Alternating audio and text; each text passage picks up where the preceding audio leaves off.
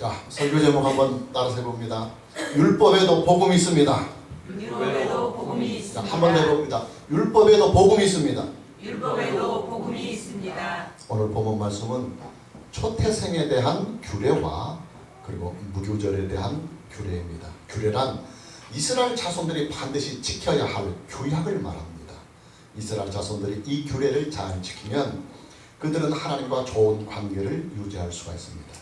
그러나 그들이 이 규례를 지키지 아니하면 하나님과 이스라엘 자손들과의 관계는 깨지고 마는 것입니다.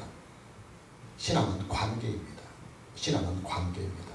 하나님과 나와의 관계입니다. 여러분, 하나님과 인간 사이의 관계는요, 하나님은 창조자로서 그리고 인간은 하나님이 만드신 피조물로서 창조자와 피조물의 관계에 있습니다. 이 관계를 잘 지켜나가는 것이 바로 신앙입니다.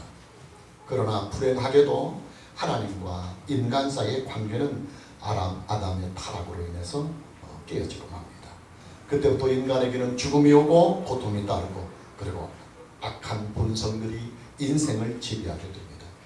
여러분, 겨울철에요, 수도관이 얼어서 터지게 되면 집안에 물 공급이 전혀 안 됩니다. 수도관이 다시 복구가 될 때까지는 물이 없이 살아야 하는 불편함을 크게 받습니다.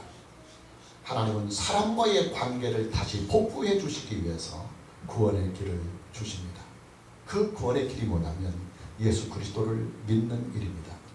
구약시대는 오실 예수 그리스도를 말씀 안에서 믿고, 신약시대에는 오신 예수 그리스도를 말씀 안에서 믿는 것입니다.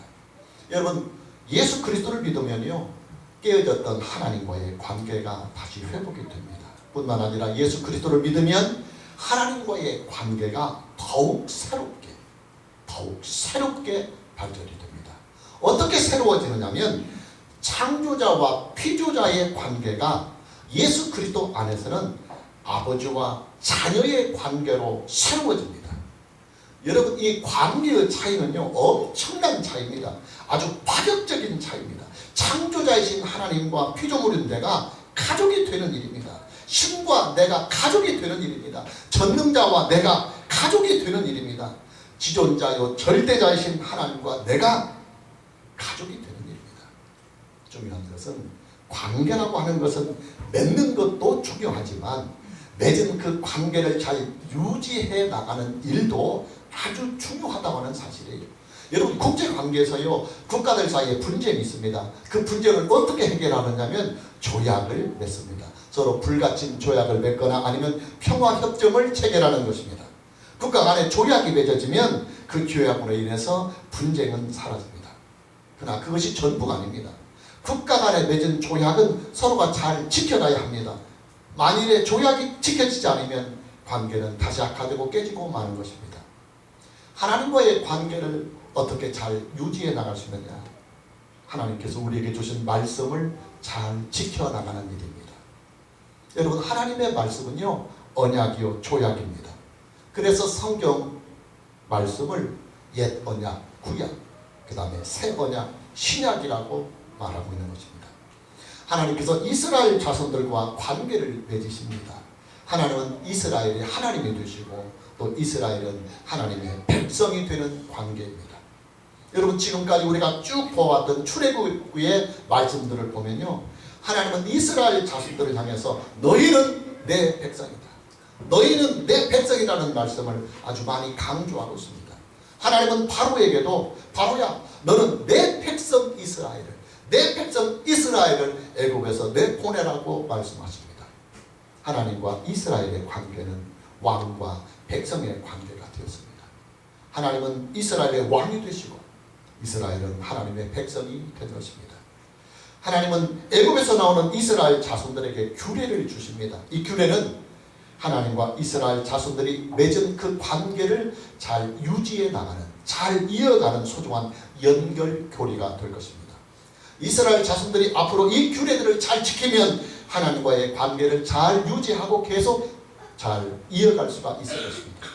여러분, 규례라고 하는 것은요, 율법이라고 하는 큰 울타리 안에 들어있는 작은 규약을 말합니다. 우리가 보통 율법 전서 하면 헌법, 율법, 그리고 형법, 상법, 그리고 민사소송법, 형사소송법을 말합니다. 그러나 율법만 있는 것이 아니에요. 그 율법 안에는 다시 각각의 분야의 수많은 작은 법들이 존재합니다. 규례라고 하는 것은 율법 안에 존재하는 작은 법을 말합니다. 여러분, 규례를 지킨다고 하는 것은요, 율법을 지킨다는 말입니다. 그리고 율법을 지킨다고 하는 말은 곧 하나님의 법을 지킨다는 말입니다. 하나님의 법을 지킨다는 말은 하나님의 말씀을 지킨다는 말이요. 또 하나님의 말씀을 지킨다고 하는 것은 하나님과 이스라엘의 자손의 관계를 잘 이어갈 수가 있다고 하는 것입니다. 예수님을 믿는 사람들 중에서도 착각을 하는 사람들이 있어요. 예수 그리스도 안에서 율법은 폐지되었다고 생각하는 사람들, 또 그렇게 주장하는 사람들이 있습니다. 그러나 여러분, 율법은요, 예수 그리스도 안에서 폐지가 된 것이 아닙니다. 율법은 예수 그리스도 안에서 완성이 된 것입니다. 우리가 참고구절로 마태복음 5장 17절에서 18절 말씀을 보면 예수님께서 이렇게 말씀하십니다. 내가 율법이나 선지자를 폐하러 온 줄로 생각하지 말라. 폐하러 온 것이 아니요, 완전하게 하려 합니다. 진실로 너에게로는 이 천지가 없어지기 전에는 율법의 1.1획도 결코 없어지지 아니하고 다 이루리라. 예수님께서 하신 말씀입니다. 여러분, 율법은요, 죄를 정하고 죄를 심판하는 법입니다. 무엇이 죄인지, 그리고 또 죄를 지은 사람에게는 어떤 형벌이 따르는지 죄를 규정하고 죄에 대한 처벌을 규정하는 것이 바로 율법입니다. 문제는 인간은 그 어느 누구도 율법의 모든 요구를 다 지키지 못한다고 하는 사실입니다. 인간에게는 타락한 본성이 있기 때문입니다.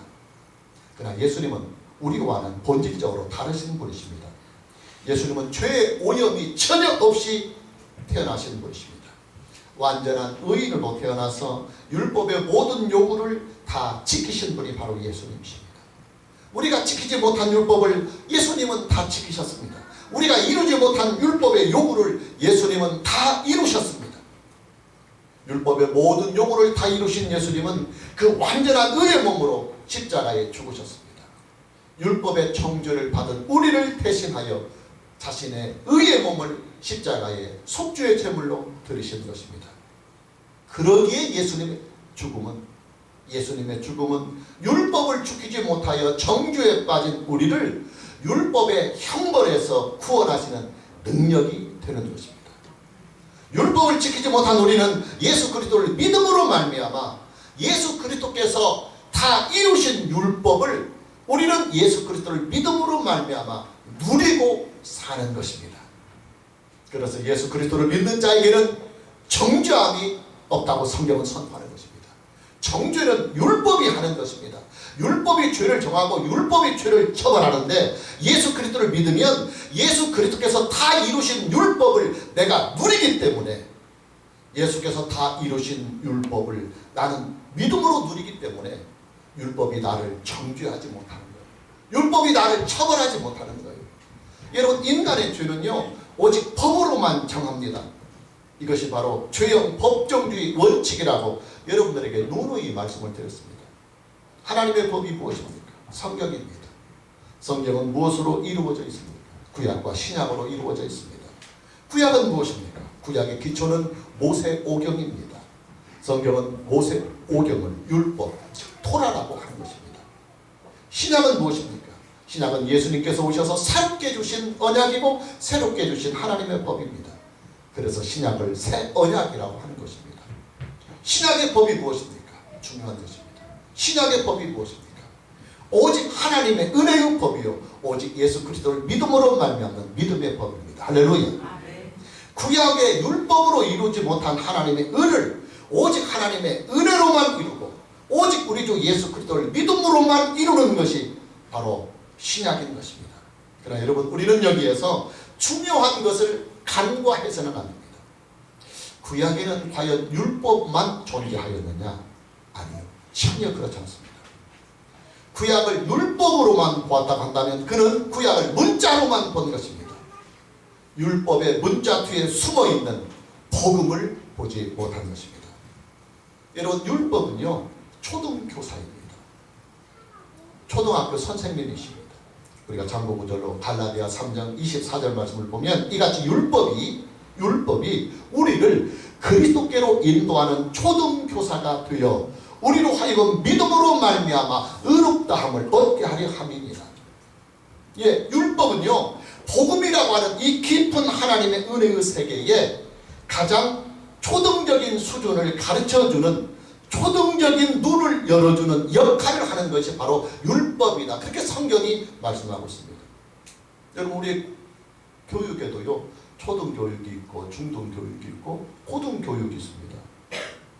여러분, 초등교육을 거치지 않고 고등교육 못 받습니다. 율법을 거치지 않고서는 복음을 모릅니다. 율법이 있어야 복음이 나오는 것입니다. 그래서 율법 속에도 하나님의 복음이 고고히 흐르고 있는 것입니다. 구약의 율법에도 하나님의 복음이 있습니다. 구약의 율법에도 하나님의 은혜의 세계가, 은혜의 진리가 있는 것입니다. 아브라함은 율법이 만들어지기 전에 이미 하나님의 은혜 안에서 믿음으로 말미암아 의롭다함을 받았습니다. 노아는 세상이 다 심판을 받을 때 오직 하나님의 은혜로, 오직 믿음으로 말미암아 구원을 얻었습니다. 이스라엘 자손들은 오직 하나님의 은혜로 바로에게서 구원을 얻었고 오직 어린 양 되신 예수 그리스도의 피로서 장자의 생명을 구원받을 수 있었습니다. 이스라엘 자손들은 어린 양의 희생을 통해서 그들의 죄악을 용서받았습니다. 예, 구약의 율법에도요 오직 하나님의 은혜의 복음이 흐르고 있고 오직 우리 주 예수 그리스도를 믿음으로 말미암아 구원함을 얻는 구속의 신앙이 구약의 율법에도 고고히 흐르고 있는 것입니다. 규례라고 하는 것은 율법 속에 들어있는 작은 법이라고 말씀을 드렸습니다. 그렇기 때문에 규례 안에도 복음이 고고히 흐르고 있습니다. 오직 하나님의 은혜의 신앙과 오직 우리 주 예수 그리스도를 믿음으로 말미암아 구원함을 얻는 구속의 신앙이 하나님의 규례에도 고고히 흐르고 있는 것입니다. 자, 오늘 본문 말씀에 등장하고 있는 초태생에 대한 규례와 무교절의 규례에 어떻게 하나님의 복음이 흐르고 있는지 함께 본문의 말씀을 만나봅니다. 첫째는 오직 하나님의 은혜의 복음이, 오직 우리 주 예수 그리스도를 믿음으로 말미암아 구원함을 얻는 예수 그리스도의 구속의 복음이 오늘 저와 여러분이 함께 만난 성경 본문인 초태생의 규례와 무교절의 규례에도 고고히 흐르고 있습니다. 본문 2절 말씀을 보면 2절입니다. 이스라엘 자손 중에서 사람이나 짐승을 막론하고 태에서 처음 난 모든 것은 다 거룩히 구별하여 내게 돌리라. 이는 내 것이니라. 초태생에 대한 규례입니다. 이스라엘 자손들의 모든 장자와 그리고 모든 짐승들의 첫 것을 다 거룩하게 구별해서 하나님께 돌리라고 하는 규례입니다. 왜냐? 그것들은 다 하나님의 것이기 때문이다. 하나님의 소유라고 하나님은 말씀하십니다. 여러분, 초태생의 규례는요 하나님께 은혜를 입은 사람들이 그 은혜를 기념하고 그 은혜를 잊지 않고 자손 대대로 기억하기 위하여 만든 규례입니다. 하나님은 바로와 애굽의 모든 장자들을 치실 때 이스라엘 자손들의 장자들을 죽이지 않고 살리셨습니다. 어떻게 살리셨느냐? 6월절 어린 양의 희생을 통해서 살리셨습니다. 이스라엘의 장자들의 생명을 건지기 위해서, 지키기 위해서 6월절 어린 양, 즉 예수 그리스도를 예표하는 6월절 어린 양이 희생이 된 것입니다. 여러분, 우리가 지난 시간에요 6월절 어린 양은 예수 그리스도를 예표한다고 말씀을 드렸습니다. 그렇다면 여러분, 초태생의 규례는 과연 무엇과 연관이 있겠습니까? 예, 예수 그리스도의 십자가 사건과 연결이 되는 것입니다. 장차 오실 예수 그리스도를 예표해서 6월절 어린 양이 희생을 당한 일을 기념하는 규례가 바로 초태생 규례입니다. 문제는 이스라엘 자손들의 장자들을 어떻게 하나님께 돌리냐 하는 문제입니다. 여러분, 이스라엘 자손들의 장자를 하나님께 돌린다고 하는 이 말씀은요 이스라엘 장자들을 다 하나님께 제물로 드리라는 말입니다. 하나님은 이스라엘 자손들의 장자들을 제물로 받으실 자격이 있습니다. 왜냐? 그들의 생명은 하나님의 소유이기 때문입니다. 애굽의 장자들로 함께 마땅히 죽어야 할 생명들을 하나님의 은혜로 구원해 주셨습니다. 6월절 어린 양이신 예수 그리스도의 죽음으로 말미암아 그들의 생명을 건져 주신 것입니다. 하나님은 이스라엘 자손들의 장자들을 살리시기 위하여 하나님의 독생자를 죽이셨습니다. 이스라엘 자손들의 장자들을 하나님의 독삼자의 피로 사셨습니다.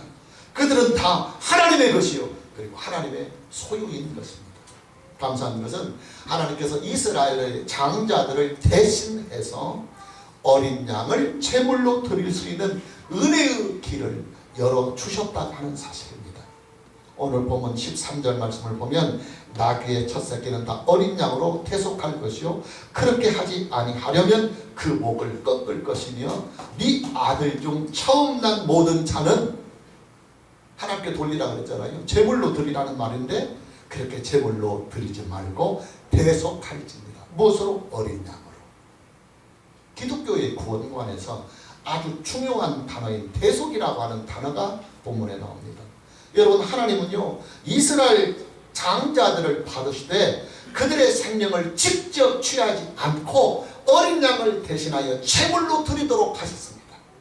그런데 여러분 이스라엘 자손들이 얼마나 하나님의 은혜를 받고 사는 것입니다. 받고 사는 것입니까? 이스라엘 자손들은요 그들의 장자들이 죽임을 당할 때도 유월절 어린 양의 피로 구원함을 받았습니다. 그리고 다시 그들의 장자들을 하나님께 돌리라고 하는 이 규례에서도 하나님은 이스라엘 자손들에게 어린 양을 대신하여 대속해서 어린 양으로 하나님께 드릴 수 있는 은혜의 길을 열어주셨습니다.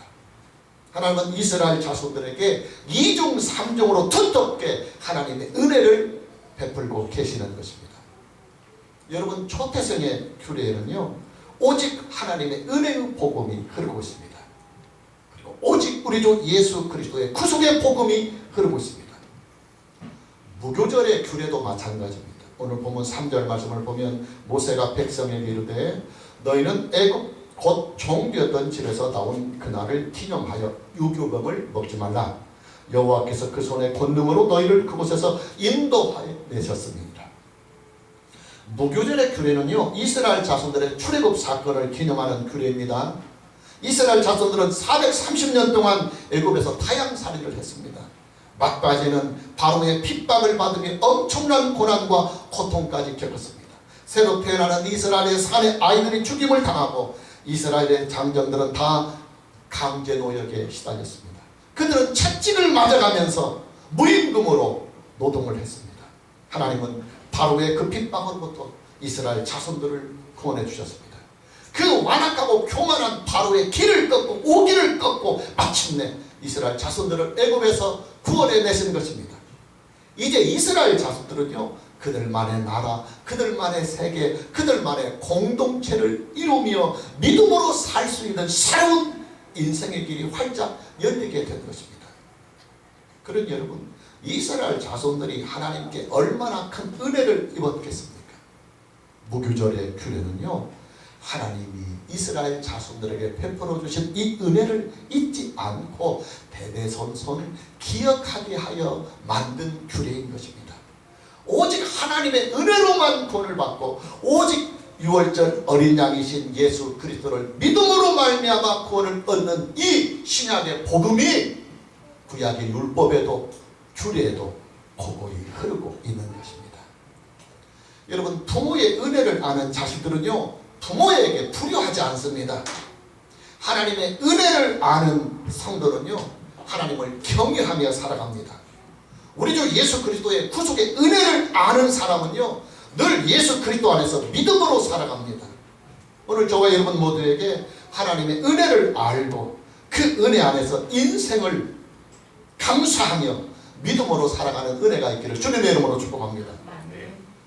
두 번째는 하나님의 율법 그리고 구약의 율법 구약의 규례에 하나님의 말씀의 복음이 흐르고 있습니다. 본문 9절 말씀입니다. 이것으로 내 손의 기호와 네 비간의 표를 삼고 여호와의 율법이 내 입에 있게 하라. 이는 여호와께서 강하신 손으로 너를 애굽에서 인도하여 내셨음이니라. 16절을 보면 이것이 네 손의 기호와 네 비간의 표가 되리라. 이는 여호와께서 그 손의 권능으로 우리를 애굽에서 인도하여 내셨음이니라 할지니라. 자, 하나님께서 이스라엘 자손들에게 주신 규례의 말씀을 이스라엘 자손들의 손에 기호로 삼고 이스라엘 자손들의 미간의 표를 삼으라고 말씀하고 있습니다. 여호와의 율법이 이스라엘 자손들의 입에 있게 하는 규례입니다. 여러분, 하나님의 말씀을 손에 기호로 삼고 미간에 표로 삼으라고 하는 이 규례는요, 몸에 문신을 새기듯이 하나님의 말씀을 항상 우리의 마음에 깊이 새기고 살아라 하는 규례인 것입니다. 여러분, 하나님의 말씀이 항상 우리의 마음에 새겨 있으면요, 우리는 하나님과 좋은 관계를 잘 유지해 나갈 수 있습니다. 하나님의 말씀이 나를 지배하고, 하나님의 말씀이 나를 다스리고, 하나님의 말씀이 나를 인도하고, 하나님의 말씀이 나를 세워가며, 하나님의 말씀이 나를 이끌어가며, 하나님의 말씀이 내게 이루어질 때 우리는 비로소 하나님의 자녀로서 질 좋은 믿음의 인생을, 은혜의 인생을 살아갈 수가 있는 것입니다. 여러분, 우리가 믿음으로 살아간다고 하는 이 말은요, 하나님의 말씀으로 살아간다고 하는 말과 같습니다. 하나님의 말씀이 내 인생의 권위요, 또 하나님의 말씀이 내 인생의 힘이요, 하나님의 말씀이 내 인생의 빛이요, 하나님의 말씀이 내 인생의 희망이요, 하나님의 말씀이 내 기쁨이라고 고백하며 그렇게 인정하고 사는 삶이 바로 믿음의 삶인 것입니다. 여러분, 그렇잖아요. 하나님은 영으로만 존재하는 분이기 때문에 우리가 전혀 볼 수가 없는 분이십니다. 그런데 볼 수 없는 하나님을 우리가 어떻게 믿을 수 있겠습니까? 무엇으로 믿을 수 있겠습니까? 예, 하나님의 말씀으로 믿는 거예요. 하나님의 말씀으로. 우리가 하나님의 말씀인 성경을 믿으면 그 성경 말씀이 나의 믿음이 되는 거예요. 우리가 성경 말씀을 믿으면 그 말씀을 주신 하나님이 내 안에 거하게 되는 것입니다. 영으로 존재하시는 하나님이 내 안에서 말씀과 함께 내 안에 나의 주님으로, 나의 하나님으로, 그리고 나의 아버지로 영원히 내주하시는 것입니다. 그래서 구약의 율법에도, 구약의 규례에도 오직 성경으로만 믿어 구원함을 얻는 오직 성경의 복음이 이미 구약에도 고고히 흐르고 있는 것입니다. 세 번째는 구약의 규례와 율법에도 구속사의 맥이 고고히 흐르고 있습니다. 본문 10절 말씀을 보면 해마다 절기가 되면 이 규례를 지킬지니라. 하나님은 이스라엘 자손들에게 해마다 절기 때가 되면 이 규례를 지키라고 명령하십니다. 중요한 것은 이 규례를 그냥 지키지 말고 반드시 아들들과 함께 지켜라. 아들들과 함께 지켜라고 명령하고 있습니다.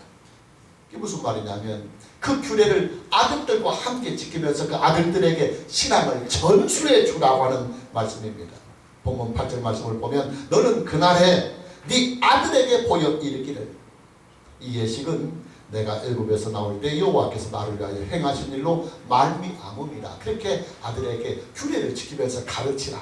또 14절 말씀에는 후일에 네 아들이 네게 묻기를 이것이 어찌 됨이냐, 왜 이런 규례를 지켜야 합니까 하고 아들들이 네게 묻거든 너는 그에게 이르기를, 자식에게 이르기를 여호와께서 그 손의 권능으로 우리를 애굽에서 종되었던 집에서 인도하여 내셨다고 말하라고 하는 것입니다. 여러분, 하나님의 구속사건은요 맥이 끊겨서는 안 됩니다. 예수님의 재림의 때까지 구속의 신앙이 계속 이어져 가야만 합니다. 그 신앙의 맥을 이어가게 하기 위하여 절기가 필요하고 예배가 필요하고 규례가 필요하고 말씀이 있는 것입니다.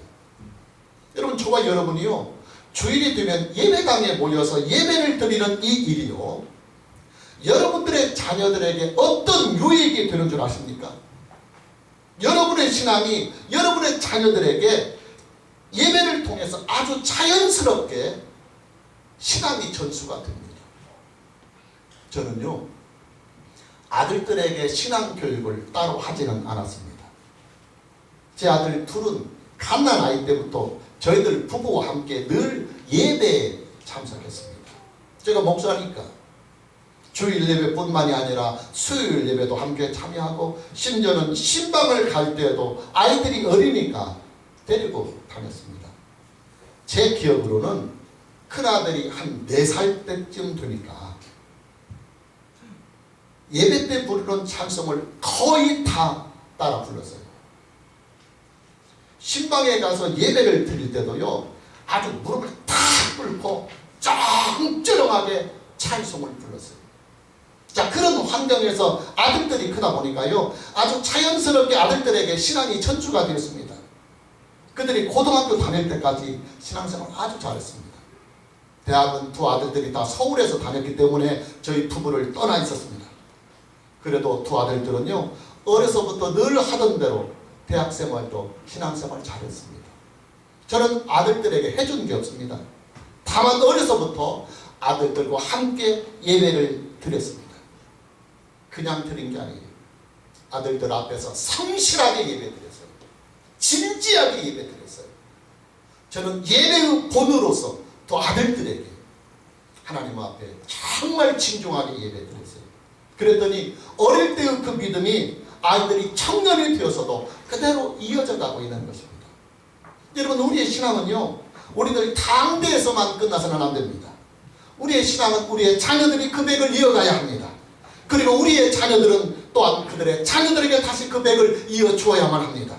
우리의 믿음이 우리의 후대들까지 이어지면서 예수님의 재림 때까지 우리의 신앙이 맥을 이어가야만 합니다. 여러분, 저와 여러분의 믿음은요, 큰 그림을 그릴 줄 알아야 합니다.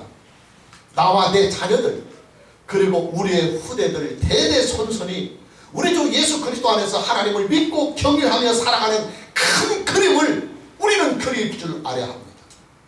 예수님의 재림의 날에 나와 내 자녀들과 우리의 후손들이 다 함께 영생의 부활에 참여하는 그림을 그리고 다 함께 천국에 참여하는 큰 그림을 그리며 우리는 믿음 생활을 해야 합니다. 오늘 저와 여러분 모두에게 우리의 신앙이 우리의 자녀들과 우리의 후손들에게 잘 이어갈 수 있는 은혜가 있기를 주님의 이름으로 축복합니다. 아멘. 마무리합니다. 여러분, 이스라엘의 역사를 보면은요, 이스라엘 자손들은 신앙을 잃어버리고 맙니다. 어느 정도까지 신앙을 잃어버리냐면 그들을 구원하러 오신 하나님의 독생자를 십자가에 못 박아 죽일 정도까지 그들의 신앙은 비참하게 무너지고 맙니다. 그 원인이 어디에 있었을까요? 예, 그들의 신앙이 형식적이었다고 하는 사실이에요. 그들은 절기를 형식으로만 지켰습니다. 규례도 형식으로만 지켰습니다. 말씀도 형식으로만 지켰고 예배도 형식으로만 드렸고 기도조차도 그들은 형식으로 드렸습니다. 여러분, 이스라엘 자손들의 신앙이 얼마나 형식적이었느냐 하면은 그들은 하나님께서 그들에게 주신 규례의 말씀들을 글씨로 새겨서 손목에 두르고 다녔습니다. 하나님의 말씀을, 그 규례의 말씀을 글씨로 새겨서 미간에 붙이고 다녔습니다. 말씀을 지키라고 하니까, 새겨라고 하니까 말씀을 새겨서 손목에 두르고 미간에 두르고 다녔습니다. 지금 우리가 생각하면 기가 막히고 어이가 없는 일입니다. 하나님의 말씀을 새기라고 하는 것이 마음에 새기라고 하는 것이지 여기다가 문자로 길게 갖고 여기다가 둘둘둘 말아갖고 여기다가 붙이고 다니라는 그런 말이 아니잖아요. 그러나 여러분, 이런 형식적이며 가식적인 신앙이 저와 여러분에게도 충분히 있을 수 있습니다. 여러분, 우리가 예배를 드릴 때도 폼으로만 예배 드릴 수 있어요. 기도할 때도 사실은 믿음 없이 그냥 폼으로만 기도할 수 있어요. 그리고 여러분이 하나님의 말씀을 들을 때도 그냥 폼으로만 예의로 여러분이 말씀을 들을 수도 있어요. 얼마든지 저와 여러분의 신앙도 폼으로, 형식으로 그렇게 이스라엘 백성들처럼 할 수 있어요. 오늘 저와 여러분 모두에게 남은 인생의 여정을 진실하게 믿고 바르게 믿는 은혜가 있기를 주님의 이름으로 축복합니다. 아멘. 할렐루야. 아멘. 찬양합니다.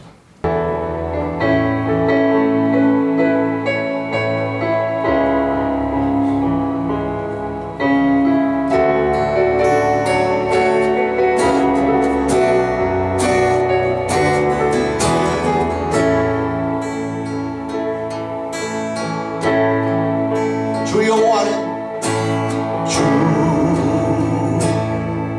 여호와는 광대하시도다.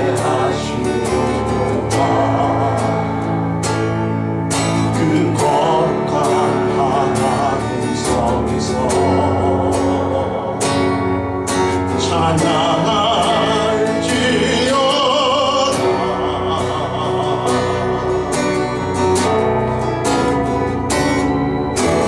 주